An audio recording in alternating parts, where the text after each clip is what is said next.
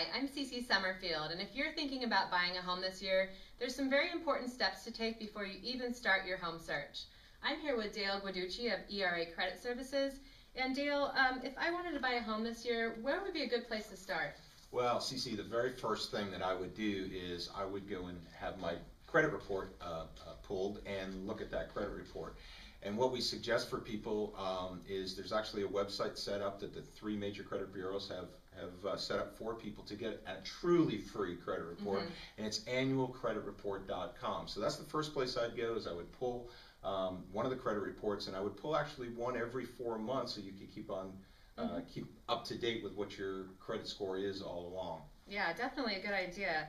So once I have pulled that credit report from annualcreditreport.com, how do you go about reviewing that? Is it something I could do on my own? You could. Sometimes it's a little confusing for people if they're not used to looking at credit reports. One thing they could do though is visit their real estate professional or a mortgage professional, or even get that credit report to us, and we're happy to go over it with them. Normally speaking, there's your positive items are at the top and your derogatories are at the bottom, kind of, and you can look at that. So if there are some derogatory items, there's certainly something we want to take a look at. And what kind of items, speaking of derogatory items, what kind of those items can be removed? Actually, anything that's on there. Okay.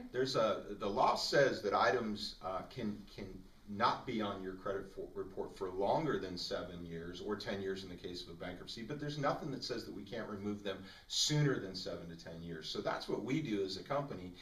People can do it themselves, actually, is dispute these items through the credit bureaus. Derogatory items are obsolete, erroneous, unverifiable.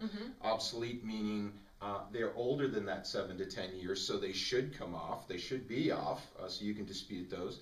Erroneous items are items that are just in error. In other words, items are not verified when they're first put on your credit report.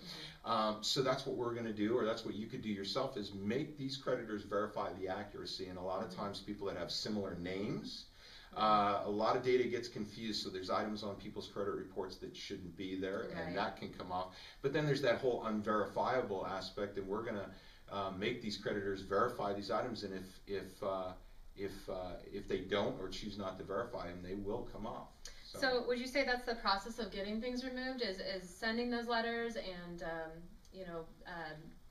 just keep on contacting the creditors? Or? Yeah, there is a process, and it's called the Fair Credit Reporting Act. It's actually a federal law. The Federal Trade Commission oversees that law, and what it says is that we as consumers have the right to dispute any item on our credit report, even if it was that we really did have the repossession, or we really did have that credit card maybe we missed a few payments on, or a short sale, or a foreclosure, or even a bankruptcy.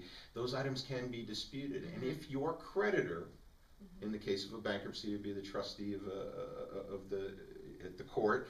In the case of a foreclosure, it would be the lender. In the case of a credit card, it would be the credit card company or the auto finance company in the case of a repossession. If they don't respond, and in most cases we're seeing right now that creditors are choosing not to respond, those items must by law be taken off your credit report. Wow, what a huge difference that would make for somebody if they could get that taken off the credit report.